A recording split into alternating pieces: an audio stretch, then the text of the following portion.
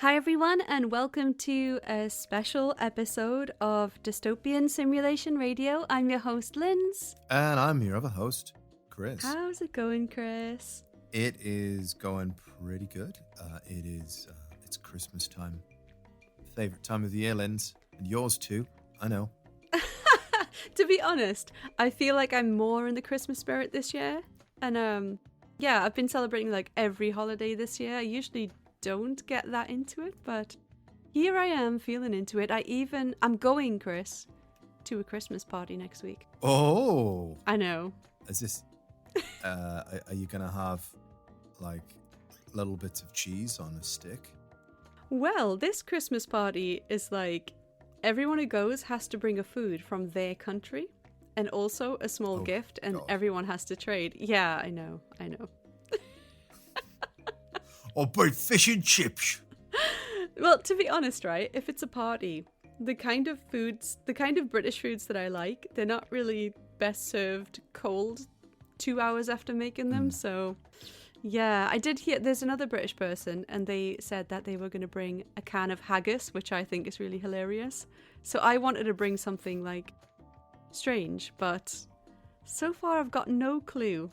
And I'm considering just bringing like, you know, an easy win, like some chocolate, some sweets, some biscuits. I don't know. You can't go wrong with a dessert.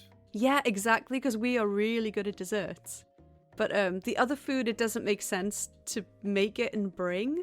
And also, I don't know if I'm weird, but like, I kind of have a problem, like, eating food. Like, you know this already. I have a problem, like, eating food outside of my own house. Which is... So this is like, on paper, a nightmare for me, but I'm also really excited. Well, good luck with that. I can't wait to hear the report about how that goes. Yeah, I've never been to a Christmas party as an adult, I don't think. So, yeah. You know, it's the same stuff as when you were a kid. You know, you just gotta, like, you know, wish people happy Christmas, you know, hand presents, sacrifice a goat. It's all the normal stuff. Okay. Well, speaking of Christmas as well, we have a little present opening on this episode, but we're going to do it a bit later. Chris is going to open the gift that I sent him. Is that AMSR awfulness? AMS? AMSR. Oh! We've been having like technical issues, and your voice just went, is that... And I was like, what the hell's happening now? I think that's because of what I was doing. So I was caressing the parcel, and it was right. It was squeaking back. Have you got mine in front of you? Well, if yours was air that you sent in the mail, then yes, I do. It was. Oh, thanks so much.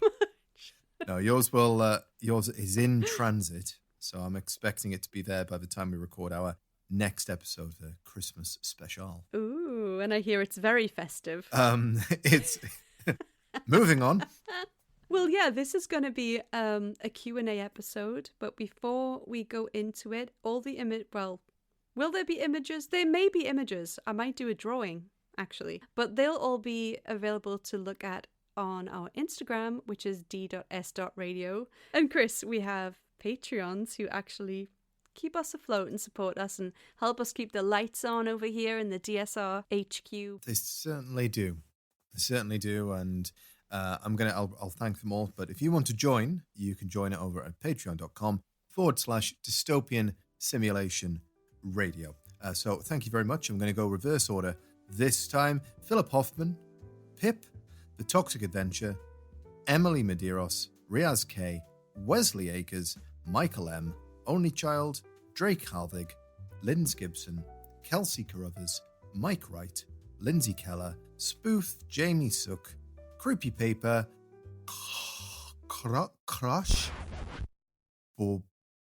Brodus, Cropley Crab, Riff Cult, Graves, Devon Sweatshirt, Ordained Sinister Minister, Patrice, Chris Lebowski, and a hawk.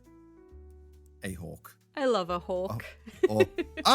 Hawk. Hawk. Hawk. A Hawk? A Hawk. Anthony Hawk? Aaron Hawk? Mr. A Hawk. A hawk. I just like the idea of a hawk. All right, Chris. Well, you know what today's episode is, don't you? I do. It is, we foolishly asked for questions from our listeners. It's been quite a while since we've done one of these, so you've had the chance to save up all your weird and wonderful questions. Yeah, and I definitely bullied the listeners enough over Instagram stories to submit questions. And submit questions they did, Chris. So are you ready for the first one? It starts off pretty light. Yeah! Yeah! All right, Chris, here it comes. Which cryptid do you most wish were real? Oh. I think that if we're talking cryptids, like, you know, your classic cryptid, I think I most want Bigfoot to be real. Well, you are real, Chris, in the hearts and minds of every listener.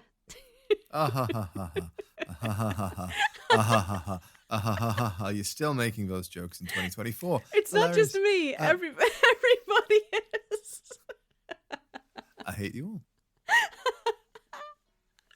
But if we open it out just a little bit more beyond like your Loch Nesses and your Bigfoots and what have you, I think aliens. I think your UFO, greys coming down to Earth. I think I'd be most interested in them being real, because possibly there's the biggest chance that they are statistically. Do you want to be impregnated and carry a hybrid alien humanoid baby? I mean, if it is so bestowed upon me, then so be it. I, for one, welcome our new alien overlords. That was actually an upcoming question, so we'll get a bit more in depth about that later, like why you want to welcome them. That's so weird. For me, I think the cryptid that I most want to be real is Jeff the Talking Mongoose. Good choice. Mainly because I just want a sassy bitch in my backpack that I can just like take outside and he can insult people. And I could just be like, well, it wasn't me. And he also throws rocks. So basically, if you ever have like beef with somebody on the outside, you could just like stuff Jeff into your backpack. And he can also rap. So he's kind of like a fluffy gramophone. And was he psychic? I'm pretty sure he was psychic. That could be really useful. So if I like fed him enough, kind of like a mogwai, I could kind of keep him on side. I mean, technically, mongoose do exist. But not talking psychic mongoose. That used to be, what was it? Indian princes? I do not remember the backstory anymore. It's a small leap from that. From really existing to psychic powers. Was he possessed or something? It was a monk. Oh yes, that's right. He was a mongoose possessed by the spirit of some guy. It's so weird, isn't it? We've recorded these episodes and we just do not retain the information about any of them. That's the joy of it, isn't it? Like, I was actually listening back to a couple of old episodes, I don't know why. I do know why. My cat had a bit of separation anxiety and I had to play my voice to him at nighttime for a couple of nights. And I played the podcast for him, of course. So I kind of overheard some of our older episodes and I was like, damn, I don't remember knowing all of that. It's like prosthetic knowledge or something. It's like, it's not our knowledge. We knew it for a little bit, but it's basically a foreign object to us. It's phantom pain. Yeah, but in short, Jeff the Mongoose in my backpack every day on my travels. Nice. Good times. Like a Pokemon. Exactly, like a Pokemon, 100%. Jeff used rock throw. It's super effective. What was that meme you sent me that one time? It was like Poke Dads. Oh. And you God. people threw out Pokeballs and it was their dads. What? Oh, you had me howling, but I can't remember what you said. I do remember what this, but like, yeah, there's no way I can dig through the amount of memes that we send each other on an hourly basis to get censored that for you. All right, so the next one is, what is your favorite case that you've covered this year? Oh, for me, it has to have been the episode that we did on Blink 182's Tom DeLonge's To the Stars Academy. I absolutely. Yes. I got so invested when I was doing the research for that one. It was, yeah, absolutely one of my favorite episodes that we've done for quite a long time. So, yeah, that's my answer for that one. How about you, Linz? Like, speaking of the Tom DeLonge one, I think the best part was us going, so what exactly is it though? The funny thing is, though, that we asked that question at the beginning, the middle, and the end of that episode. We never truly understood what it was. Yes. At no point did we work out what the fuck it was. Exactly. Oh, it was amazing. I loved that episode. Another one was the Stargate project, the Uri Geller. Oh my gosh, just Uri Geller boggling the minds of scientists with his little magic tricks. And then later on the Patreon, actually the listeners on Maine don't know this, but on Patreon, we became members or citizens? Citizens. Are we technically citizens? We're citizens of, is it Lamb Island? Yes. No, it's not. Yep, Lamb Island. Lamb Island? Lamb Island, that's Uri Geller's island in Scotland, somewhere on a little rock in the middle of the ocean. I don't know. But yeah, we became members on the, the Patreon. We did an episode and we listened to the national anthem and Uri Geller, I just love talking about him in the same way that I love talking about Steven Seagal. He's just one of those characters.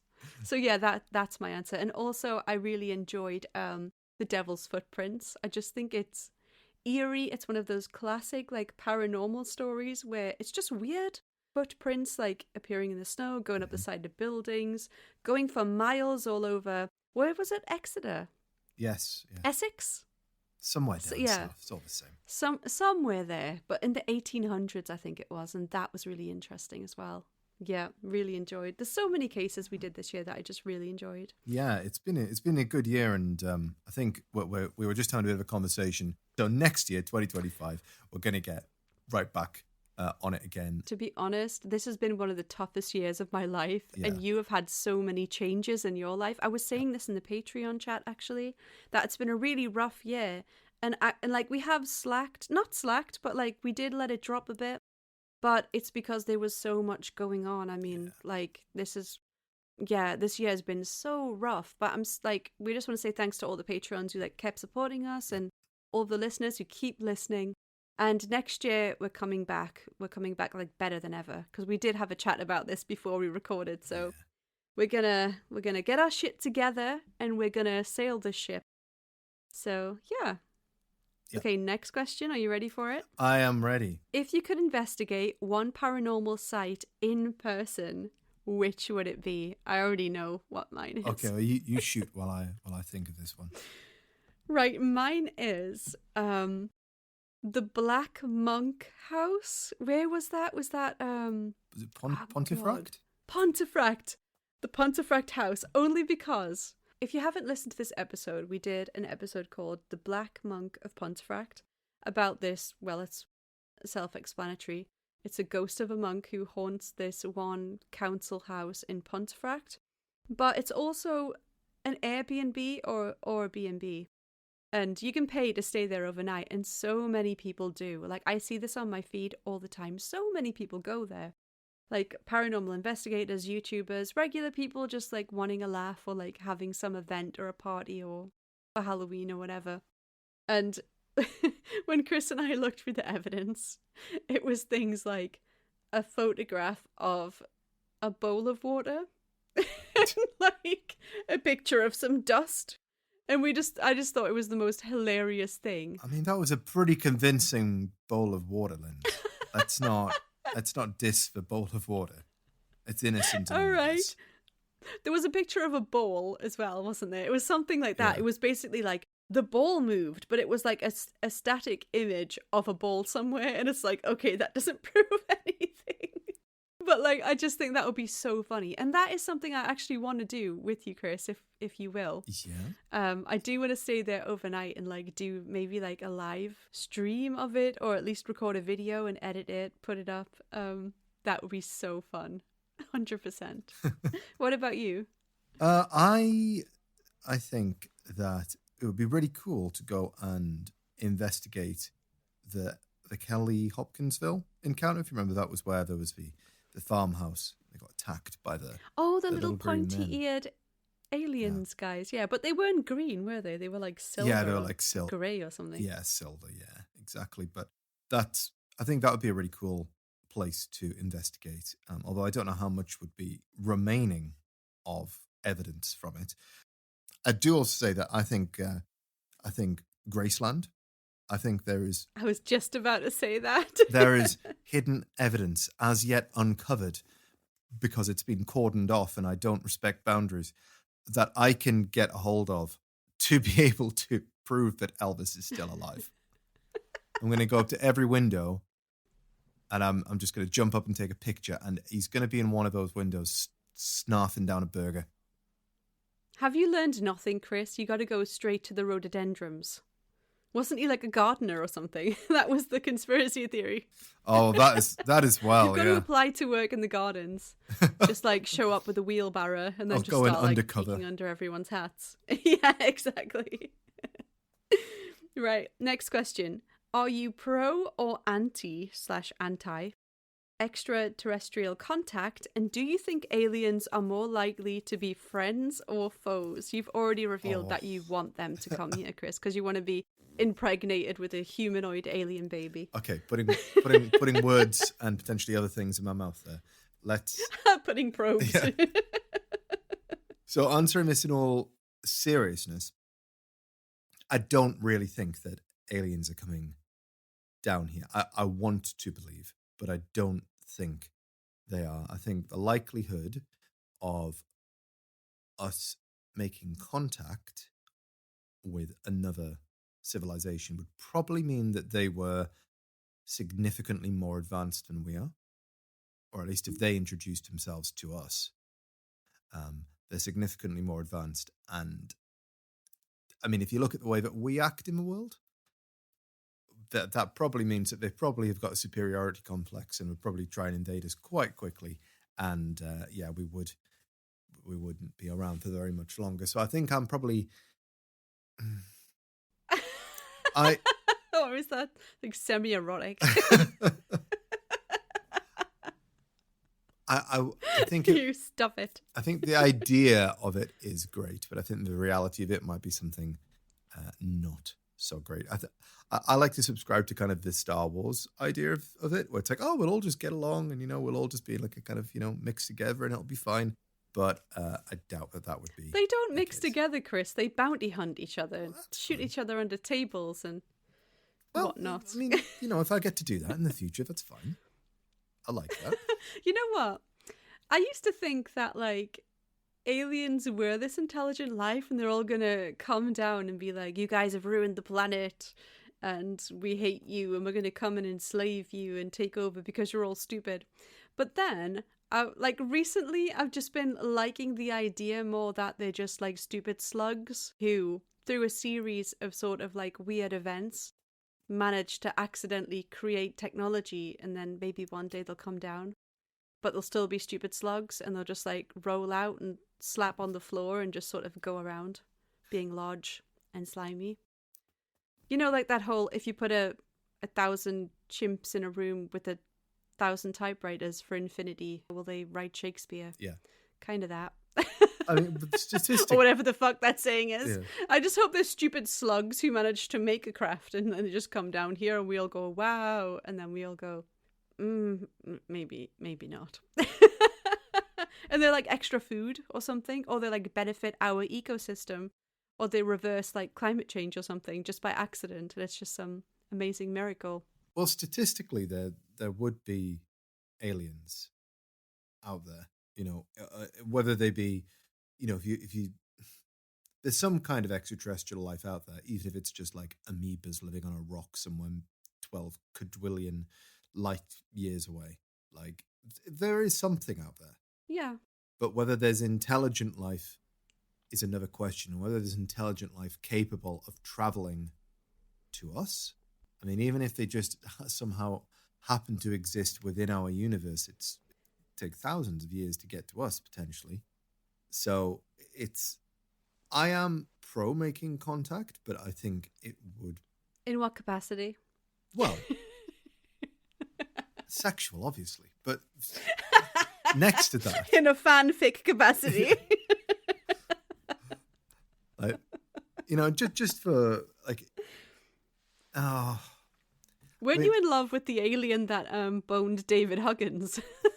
oh, hey, I'm not the one of us that has an actual framed poster of the incident in their office. I wonder who sent me that as a Christmas gift last year. I probably shouldn't hold my breath for this year's Christmas present, Chris. Well, we shall see when it arrives. But I think, in general, I'm probably. This is a really deep and difficult question to answer. I want to make contact, but I'm also scared of what that would actually end up meaning, because they're likely to be far more technologically advanced than us if they did come all the way here. But yeah, I mean, I'd love to see them. But if they make their way here, and we can't make our way to them, then they've got technology that far exceeds ours.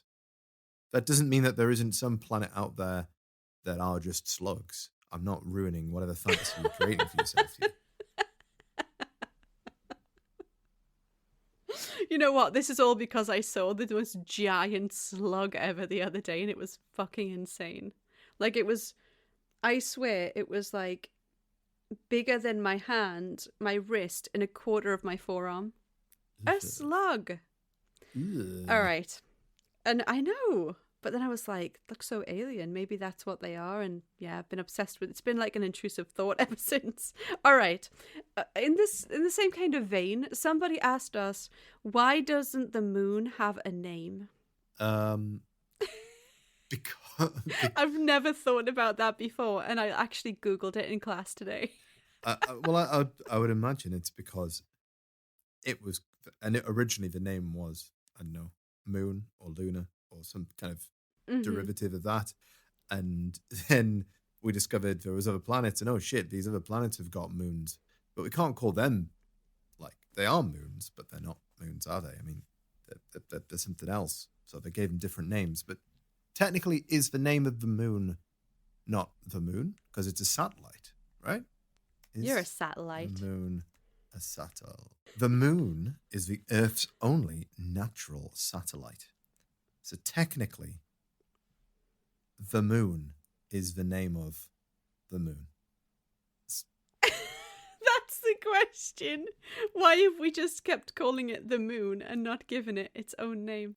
There is argument, so you're right, like lunar and everything, like different, throughout different periods of history in different places, the moon has had a name and still does have a name in those places, but we just refer to it as the moon, which I think is a name. It's not a name, it's like a title. Yeah, it's like a title. Yeah, if it was called like Bob the Moon. But Lenz, if you had to name the moon, if you had to rename it now, let's say there's a copyright infringement lawsuit between it and, I don't know, one of Neptune's moons, what do you rename it as? Oh, come on, Chris. Isn't it obvious? Hit me. It's a Moony McMoonface. Moony McMoonface. Did you hear about James Blunt? He said that if his album went to #1, which it didn't, spoiler alert, he would change his name legally by default to whatever people wanted. And I think people came up with something like, obviously, I'm imagining James C word. I'm not going to say it. But I think the official one, don't quote me on this, but I think it was something like Blunty McBluntface. And he would like legally have to change his name to that. But his album didn't go to #1. Because like I was in a car with like my friend's daughter, and she's like alternative, and she was playing alternative music. And then she played like James Blunt came on, and I didn't say anything, I just went, James Blunt. And she was like, there'll be no slander of James Blunt in this car. And then she told us this story, and I was like, I had never heard that he was campaigning to get his album to #1, and that he also said he would change his name. So like, if that had like more reach, like he definitely would have went to #1 and became Blunty McBluntface. So in short, Moony McMoonface. Right. And you? The macho moon. That's really good. The macho moon. Uber moon, because he's like our moon. Yeah, anyway, I think the moon is like, it's chic, because it's like a title. I think if I was actually going to rename it, I would just make one very small change, which I'd just put a question mark at the end. Moon? The moon? Oh, look, kids, it's the moon. The artist formerly known as Moon. It's weird when you say moon and not the moon. Moon. Some people are called Moon, right? Yes, because like I was reading about this in class, and like I went on Reddit, and people were like, "Well, people aren't called Moon," and I was like, "I know people called Moon. Yeah. I know a couple of Thai people called Moon." Isn't So- that chick in Cobra Kai Moon? Which one? The one who, in the first season, she's in like all of them, I think. But in the first season, she's friends with the mean girl, and then ends up like not actually being really cool and not being a mean girl and dating Hawk. Moon. God, I don't recall. It's so 'Cause- long since I watched season 1 of Cobra Kai, but I am so... You know what? It's actually spacing me out that you are talking about Karate Kid and Cobra Kai. You hadn't even watched it like a week or two ago. I know. Now you're like, season 1 of Cobra Kai with Moon, and I'm like, the fuck? I don't remember that at all. Like the reason why I remember this was because in the first season, they've all got like very, like those like valley accents, Yeah. and they don't really say the N's. So I was like, is this girl called Moo? That's such a cute name, though. What, Moo? Have you seen that? I watched a reel yesterday, and it's like a newborn cow, like a calf, and it moos for the first time, and its moo is like, moo. Right. Right, so the same person asked us, I don't know why they're asking us questions that we clearly can't answer, but why are chickens yellow when they're born? And also, how does Superman shave? I am not a Superman. I'm not knowledgeable about Superman, so I don't get the question. How does Superman shave? With a Yeah. razor? Like, is that a dad joke, or does he have some, like, is he like a vampire? Does he not have a reflection? Like, I don't get the question at all. Okay. Apparently, Superman shaves by using his heat vision to bounce off a mirror to remove his beard. So he can control the amount of heat that he uses so he won't hurt himself if he just uses a small amount. And apparently in at least some of these things, because it's because he's invincible. So his hair's invincible as well. Oh, but isn't hair dead? Like the hair that grows out of your head and on your face is dead skin, essentially, isn't it? Dead anyway. Well, yeah. I don't know if it's dead, but yes, you're right. It doesn't. His hair dead skin. Hair is technically dead, but the hair follicle is alive and produces new hair. So sorry. And what was the first part of that question? Why are chickens yellow when they're born? To get to the other side. Because they're still little yolks. They just became Yeah, they fluffy. just came out of a Aw. yolk. That yolk. Yeah. We don't know Because anything. they're a living yolk that then turns into a fully Listen, fledged they chicken. were just a yolk. What do you want them to be? Blue. All right, so we have a question from Dreams of Ego, and he asks us, which episode topic has taken up most time in your head this year?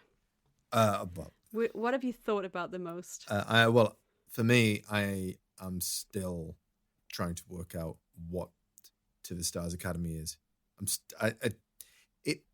I know the answer, but it still doesn't make any sense to me whatsoever. I'm still thinking about that. I'm still thinking how Tom from Blink-182 created his own company to try and expose aliens among us and also sell t-shirts. He was trying to slowly introduce the idea that aliens are here to the masses via t-shirts and comic books. Oh, for me, it's Steven Seagal. I've actually Ah. been dreaming about him. Have you? Yeah, I've been dreaming about him. I've been thinking about that picture of him when he was young. And I've never seen him young. And it's like a different guy. I'm convinced it's not the same man.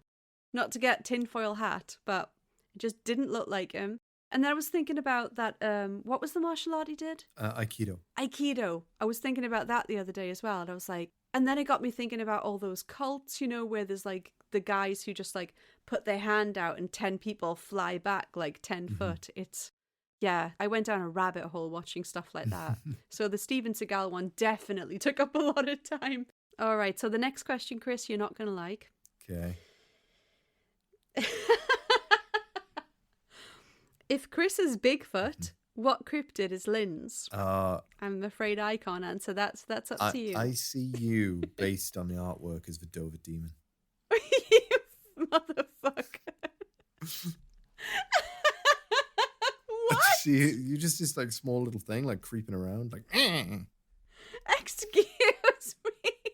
Doesn't he have like a mega mind head? You might do. You're such a dickhead. Look, Brett, the two things that came to my mind, you could either have been that or the stinky starfish from the Katami Invaders.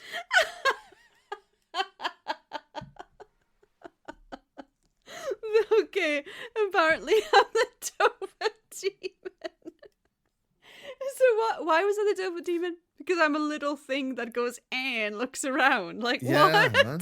Like, you're saying I'm Elaborate. all like giant and like, you know, like walking around and So shit. I'm a little cretin. Yeah, you're a little cretin moving around all fast and wily. Actually, that does kind of sound like me. Oh, this question I like. Any chance you two would ever do a live show or a meet and greet here in the USA? In the USA. Yeah. I mean, I'd love to. I 100% would yeah. if I ever got offered something like that. Absolutely. I don't know how many people would turn up. It might be like Two. it might be like, you know, equal amount of podcasters to listeners, but I don't know.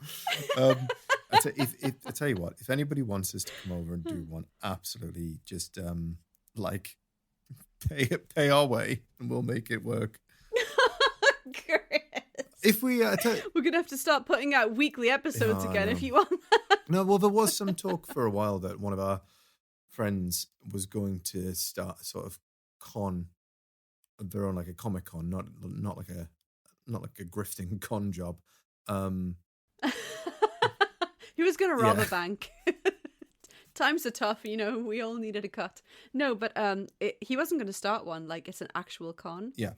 And convention, and we talked about being there. Yeah. So I think you never know. I mean, I'd love the opportunity to do one. So yes, absolutely we would. I think there's probably more likelihood of it being in the UK, at least initially, because we're both. Well, I'm based here. Lynn's is here frequently, so there's probably more chance of that happening.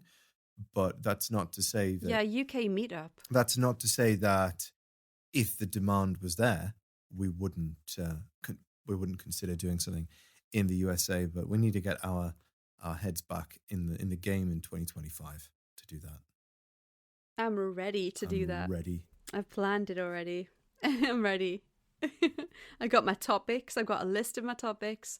I would love to go weekly again with the podcast, but we'll have to get ahead of ourselves in some capacity, and I really want to go full steam ahead. So, yeah. A UK meetup is probably the most realistic thing on the table, because it's just something that it wouldn't break the bank necessarily for us, and people have asked also for a UK meetup, so that would be cool. And it would probably be somewhere haunted, or I don't know, some paranormal spot that we've probably talked about. It's going to be the Black Monk House, isn't it? We're all just going to end up having a sleepover. Well, that's an Airbnb, so we can't just like descend on it. You can, you know. Apparently groups can, you can stay there for half the night, or you can pay extra and stay there the whole night. So that is like one of the options that I was kind of thinking about. But yeah, who wants to be stuck overnight in a haunted Airbnb with us, Chris? That's the question. All right, the next one is, how do you find your topics? Just the internet or also other sources, old magazines, books, etc.? Ooh, I'll let you do this one first. Oh, yeah. For me, the old newspaper archives. So I have access to digital old newspaper archives. I really like, I have some actual copies of Fate magazine. Paranormal fans probably know what that is. I've got like copies of it from the 60s, the 70s, and that's where I found the Pensacola sea monster, the Brian McCleary, I think his name was. That's where I found that case. And I've also got, I like to collect old books from the 1800s and onwards and before, whatever, just anything old and interesting. So that's where I found out about Louis de Rougemont. Yeah, just here, there, and everywhere, really. Sometimes online, like Reddit threads about everyone's, like people's favorite strange historical story or true fact or something like that. If I see something on a movie or a TV show, absolutely anywhere. Sometimes just like talking to someone as well. Yeah, absolutely everywhere.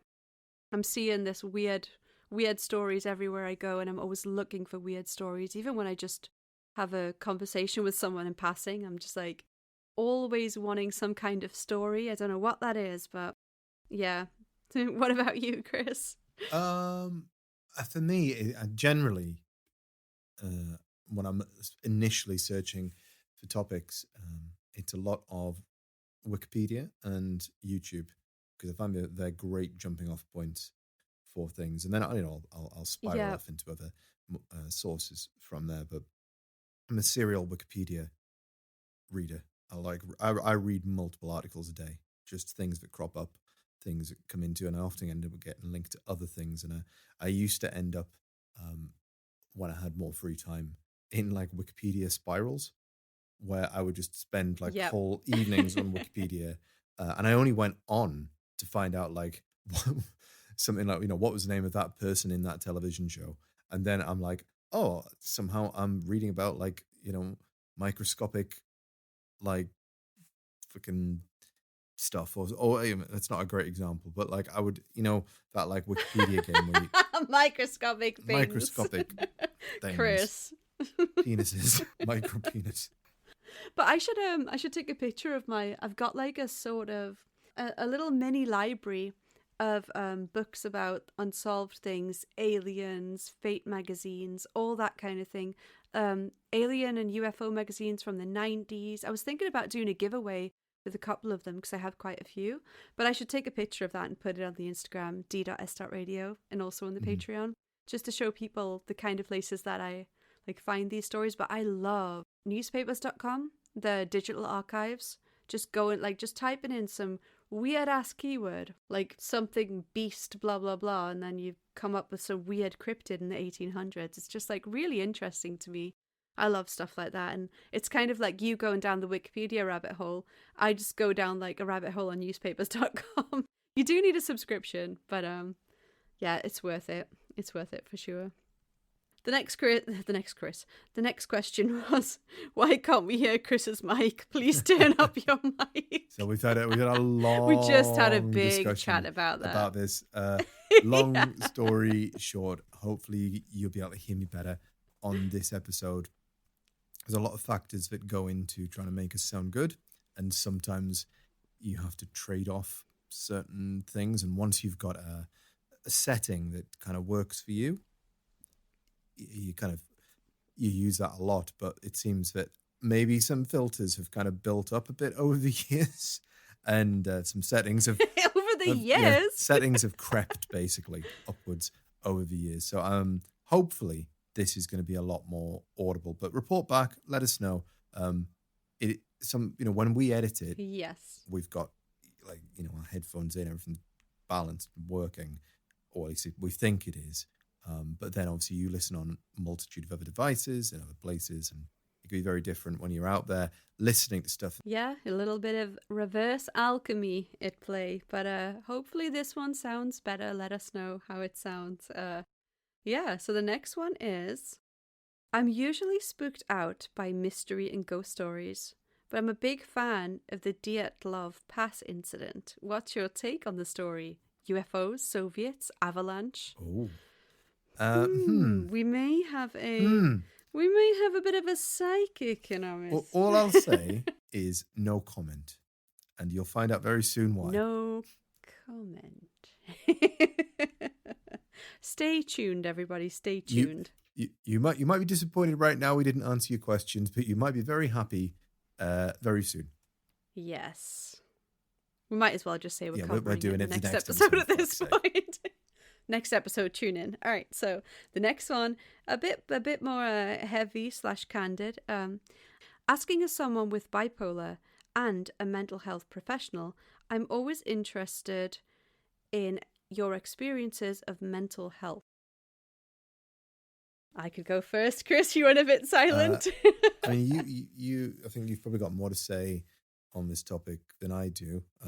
You think? So I'll let you go, and then I'll chime in. First of all, living with bipolar. I know people who have bipolar. It's a struggle.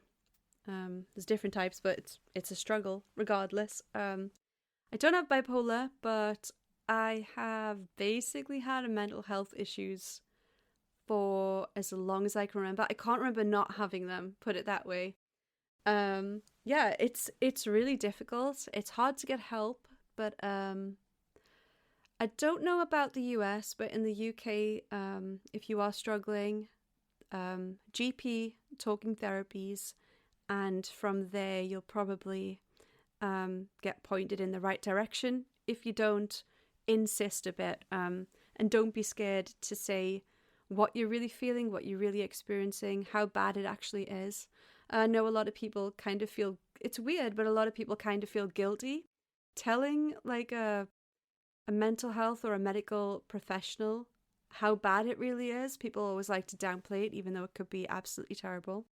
Try not to do that. Try to tell the truth, even though it's really hard to do. Actually, when I first started going to get help for my mental health, I wasn't actually able to say the words. So I actually wrote it down and handed it over to a GP. And from there, I kind of went to talking therapies, community treatment. And yeah, several years later, I do feel like I did get CBT. A lot of therapy, a lot of CBT. CBT really helps if you have access to services like that. It's really good. I have anxiety, depression, PTSD. It's a whole list. So yeah, all I can really say is sometimes it can feel really bad, like you're really at rock bottom and you might not want to be here anymore. But if you can just power through it, stick around, try and do the work, even though it feels like it might not be helping, eventually something might click with you and you start to feel like you can not deal with it, but you can push through and be resilient and continue on day by day. That's pretty much the only advice I can really give. But yeah, it's worth staying in the world. Just I'll leave it at that. It's worth trying to push through, and people want you here, so keep on going. I've had much less experience with sort of getting help for mental health and so on, but everybody goes through patches, and you know, everyone experiences some form. I would think, anyway. I mean, you know, even if it's just, you know, you're in a really rough patch at the moment or stuff like that. And I think for me, when I've felt down, to put it, you know, in very, very generic terms, you know, I think throwing yourself into the things that you love, whether that be your family, your friends, or if it's listening to, you know, podcasts, music, movies, whatever the good things are in your life, you know, it's not going to solve your problems, but if it gives you a good feeling, then, you know, like Lynn said, you know, everyone should be here. And sometimes you need a little bit of a pick-me-up. So, I mean, I always like to throw myself into the things that I love. I mean, if I'm having a really naff day, Star Wars is definitely going on TV. So, Not Yeah, the distraction method is very good. Sometimes when you're really depressed, like you don't like anything that you used to like nothing hits anymore. It's a really weird feeling. Um, and you might have like suicidal ideation or feelings and stuff like that. And in which case, just reach out to people. If you have access to something like a crisis hotline, go for it. Or even you can just show up to a hospital actually. Just it can be like life's rough, whether you have severe mental health issues or you just have the general struggles that come with living. Everyone needs a bit of help. And actually, I have a lot of listeners reach out to me personally. And I do talk with a lot of listeners about mental health stuff. And I'm really happy that people feel that they can come and talk to me in that way. It actually makes me feel good. And, as someone who's like, I would say I basically have been rock bottom mental health wise at one point. And it took a few years, but it is possible to go up from there, to get out of that hole. So I'm really happy that people can reach out and ask me for my experiences and stuff and suggestions. And I'm always happy if anyone listening does need to talk to someone. Just DM us, just say it's for me and I'll read it. But yeah, life's hard, man. Life's hard for everyone at some point. So absolutely. Yeah. I think the key thing that you hit on there is just, don't be afraid of reaching out to people or reaching out to services to get help. Yeah. I think that's probably the best advice that anybody can give on the subject in my own limited experience.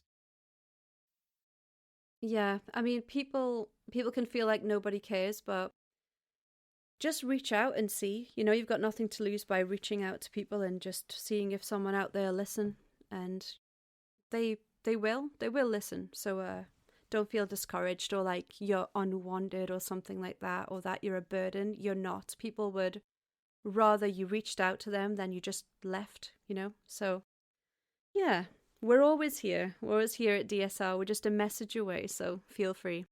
Feel free to DM us if you're struggling or if you just want to relate. A lot of listeners do. Hope everyone's good out there, especially the person who sent the message. Yeah, hope you're doing good. All right, so next we have... Okay, now we have a bit more of a light-hearted one from the Ordained Sinister Minister, or as Chris calls him, OSM. Favorite pizza toppings? Oh. Well, that was a hard right turn. Yeah, well, you have to, you have to lift up. But yeah, I replied in the chat and said, why do I feel like Chris is going to say something weird as fuck? So. No, man. Like, I like all the classics pretty much. I don't think pineapple belongs on pizza, really. I'm definitely in the anti-pineapple camp. I'm not a fan of it. No. Not a fan. I mean, generally, for me, it's the fungi, the mushroom topping, the best. Yeah, I mean, it's probably not what I'd default go for, but yeah, definitely. I mean, that's my favorite. Pretty standard. So, your margarita, your pepperoni. But I think probably, like, I'd probably go for tuna. I don't know if it's tuna. Tuna. Al tonno. That is disgusting. Oh man, it is. Think about how often tuna and cheese goes together in a sandwich. So therefore, it's just... You absolute freak. It does not. It does. Stop it's it. Great. We also have something... People are going to laugh that we're saying tuna. Tuna. Tuna. Tuna. Do you know, I once had a... what was it called? An all-day breakfast pizza, which was just basically like a fry-up on a pizza. And it was really nice. Chris, stop it. Oh, you absolute sick individual. Baked beans. You know what? Chris gave his wife, who comes from Japan, a place with great food. He gave her baked beans. Well, now you know what you can bring. And she came to me in confidence and she said, do you like baked beans? And I said, no, I do not. They're disgusting. And she looked so relieved. But guess what now? Guess what? Oh, she doesn't love them, does she? Absolutely. What have you done? What have you done? I didn't do anything. The beans. You've tainted that poor woman. The beans did it themselves. That's terrible. It's a bean wizard. Chris, you can't say that. Have you seen the Bean Wizard on Insta? Oh, he is excellent. Is it your second account? I wish it was. Oh Lord. Okay. Should we watch the Bean Wizard? I will say. Hold on. Let me find one. I'll send you. He's got a he has got a direct line right to my funny bone. The Bean Wizard has a direct line to your bone. You got that, Chris. Ooh, I got a message from someone else. It wasn't you. I uploaded a picture of a kawaii Henry VIII statue that I found in a antique shop. Right. And Jared actually said, he's adorable. He's a Bean Wizard, but I don't know if it'll work for you or not. Oh, damn, I got it. Instagram is deciding to... Oh, he's got a tinfoil hat, which I like. All right, here we go. Are you throwing beans? What jubilation! Lake beans!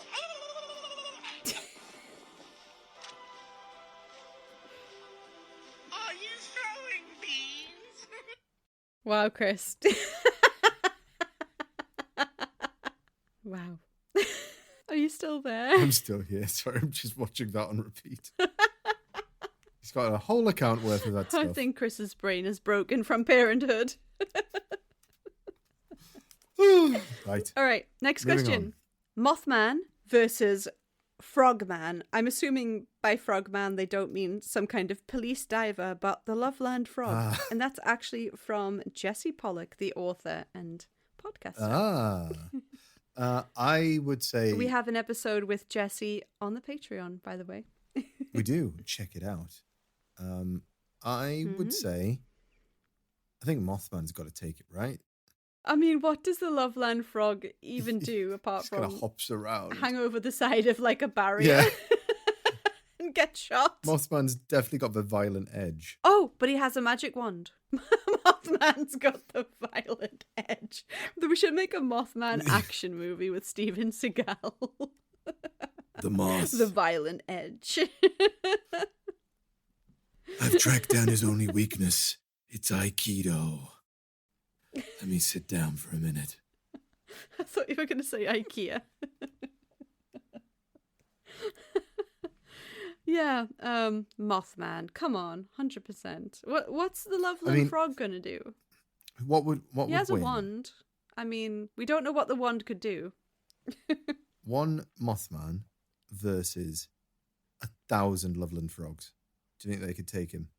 I think they would do a Transformers sort of thing. No, not Transformers. A Power Ranger sort of thing. You know, where they all They morph. What is it called? What do they do? Morphin' time. Morphin' time, yeah. If the Loveland Frogs did, then again, yeah, the Loveland Frogs, if they like morphed, maybe. But Mothman, then again, what does Mothman really do? He predicts tragedies, so he doesn't actually. Tragedies, he flies quickly after cars. So he can fly quickly and predict tragedies. So he doesn't really do much, does he? I mean, he's large and in charge, but the Loveland Frogs, I mean, maybe they just didn't get a chance to activate. Maybe the cops caught them, you know, while they were... It's weird because with the Loveland Frog, there's almost like two different cryptids. There's the big frog that just looks over a barrier into the Little Miami River in Ohio. And then there's sort of the frogs that were like chained together that had magic wands and smelled bad and had like, they looked more like little Terrence and Phillip men. So there's sort of like two different camps of what Loveland Frog is. I think the ones with the wands, like maybe they have something going on. Maybe they've got some alchemy, some black magic, some bean wizardry. But like Mothman, I don't really know what he does other than fly around and chase cars, like you said. It's sort of like a flying dog. Might just be the really worst, like the world's worst Pokemon battle. Yeah. Like two Magikarps going up against each other. Yeah, for real. Two Magikarps using Splash. Yeah. Yeah, I don't, like, neither of them seem to really do anything. I mean, the Mothman could predict. Oh, the Mothman could predict the Loveland frogs move and avoid it. So you're right. It would just be like a Magikarp battle where one's avoiding, one's doing, one's avoiding. It's like the infinite loop. Yeah, that would be awful. Like, Jesse, never ask that question to anyone else again. I think we're out of questions. I'm going to look for one more to see us out. Where are we? It was the East Anglia Radio. All right, are you ready for this? Because it's unlike any of the other questions. Brace yourself. So, in a DM, we were asked, it won't fit the question, but you can have one from East Anglia Radio's Afternoon Club every day at 1 p.m. lol. They have a website you can tune in. The question is, would you rather have Tina Turner turn on you or Melissa Joan Hart fart on you?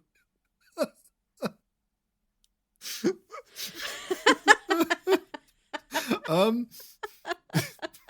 mean, here's the thing, right? Thinking about this logically, we must apply logic to the situation. Like, Melissa Joan Hart farting on you, it's probably not gonna be great, but like at the same time, it's temporary. Whereas, Tina Turner, she it's temporary, but Tina Turner is eternal. Well, what I'm trying to say is that Tina Turner was quite well known for wearing stilettos and stuff. So she's turning on you. She's turning on a spike. So that's gonna drive its way through your solar plexus, and it's gonna cause some serious damage. Oh, you took that like literally. I thought they meant like Tina Turner like stabbed me in the back or something. Oh, like a wrestler, like a heel turn. Yes. I don't know. It could mean anything. That's the beauty of a sophisticated question such as this. I mean, Melissa Joan Hart, well known for both Sabrina the Teenage Witch and Very Stinky Farts. So yeah, let's go with that one. I'm going with Melissa Joan Hart. Are you going with that too? Yeah, because it's temporary. What is wrong with us? To be honest, I just loved Sabrina the Teenage Witch. So anything to get a little close to Melissa Joan Hart. You'd be more than close. It's a Brazilian fart porn. Oh my god, you mentioned this before, didn't you? Did you mention this before in an episode or in an audio message that a chat that we privately had? Because this is like giving me some weird deja vu. I don't know. It sounds like something. You have definitely said this to me before. It's not the first time. So I'm obsessed with, what was it? The Brazilian butt lift. And you're obsessed with, what did you say? Brazilian fart porn. It is. It's from an episode of South Park. I mean, I'm sure it actually exists, but it is an episode of South Park. 100%. Oh my god, this has been an absolute pleasure. I know this was a bit of a talky episode. Like, usually, if you're like somehow tuning in for the first time, this is not the usual format of the podcast in any capacity. It's usually I or Chris like would tell the other a story, and we would talk about it. It would be researched and everything. But this is sort of for me anyway, because I've been having exams and studying and it's been a long time since we did a Q&A, so I thought for my episode we'd do a 2024 wrap-up, and I've really enjoyed it, and I loved all the questions. There was more, and I'm sorry that we didn't get to them all, but maybe we'll answer those in like a bonus Patreon episode. That sounds like a good plan. Yeah, I think so as well. I think we'll do a bonus for the Patreons. And normally we tell each other a story, so we'll be back to our scheduled programming next in probably 1 week, right? You have a story for the Christmas episode. I do. Yeah, so we'll be doing that in a week or so, and in between that we'll answer the rest of the questions. Some of them were a bit extreme, so we'll keep that for the Patreon. We usually try to keep the extreme stuff off. It's not too terrible to answer, but we're gonna have to bleep everything like if we put it on main, so we'll put that on Patreon, so keep your eyes peeled for that. But It's okay. It's not that bad. I mean, Chris read Bigfoot porn on Patreon in the early days, so it's not as bad as that. But yeah, those questions are out there, so we'll keep those. But this has been nice and friendly. I've enjoyed this wrap up, and speaking of wrap up, it's time to unwrap something, Chris. It certainly is. So I hope you don't have this gift that I bought you. I really hope you don't already have it, because I was quite proud of the choice. Yeah. So this is the Christmas gift that I've sent to Chris for Christmas. His came first, so he'll open it today. I'll open mine next week on the Christmas episode. But yeah, I'll let you do that. Okay, so this is a relatively large parcel that has arrived here. So I'm just... Speaking of large, size-wise, didn't know what to do, and I always go with oversize when in doubt. Okay. Because that's the way I like to wear some stuff, so... Okay.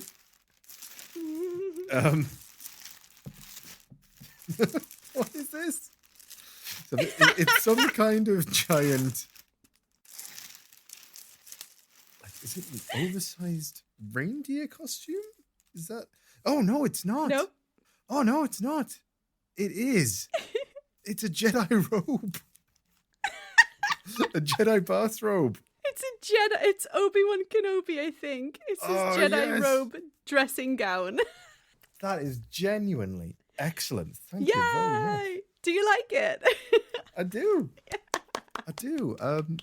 It's excellent. It might be a bit oversized, but you're a tall guy. Dressing gowns are supposed to be. Exactly. That's what I thought. It's like a big blanket, but it's a Jedi robe. It's got a little hood and everything. Official merch, by the way. It is. This is it's actually Disney. It's not Temu. Nope.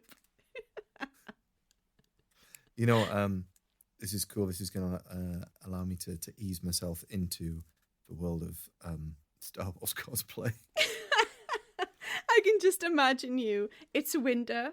It's getting near Christmas. It's nighttime. You're a bit cold. Put on a Jedi robe. Well, definitely, I'm going to wear it as soon as I'm not covered in wires, which I am currently from the podcast. I'm gonna slip it on. Hell yeah! Picture in the Patreon, okay? But yeah, definitely, I will. I'll add this on there, and I feel like this is my first step into a wider world. And this time next year, I'll have a whole Mandalorian costume. Yep. And the Padawan braid. Oh man, remember when I had long hair? I always loved thought, it when you had long hair. I'll just leave one. I'll just leave one of it. No, I couldn't. Society wouldn't allow me. The man wouldn't. You know, there was a kid in our school who had a Padawan braid. No. Yep. 100%. He played bass guitar.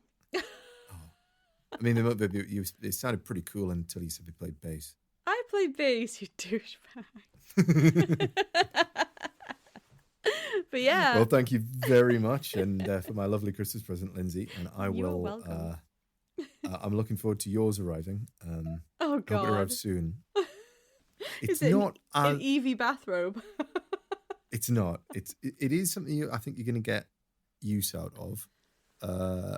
It is not a piece of artwork. I'll put it that way. It's not. So you're it's not a follow up to your last one. So unlike last year's Christmas gift, it is not a very awkwardly sized art print, which I do love, by the way, but it's been an absolute bitch to frame. It's not an awkwardly long piece of artwork painted by and depicting a man who was getting visited by aliens when he was a minor, in a strange position. Compromising situation. Yeah. No, it's not. Not this year. But if Okay, you play your cards good. right, next year. Okay. Yes. Great. Right. Well, Lynn, thank you. Thank you very much. And thank you, everybody, for listening to us this year and continuing on next year. Exciting things to come. So Merry Christmas to you all. Happy holidays. And let's finally solve the mystery of what was Tom DeLonge doing in 2025. Tom Dong? Tom DeDong Tom DeLong Dong.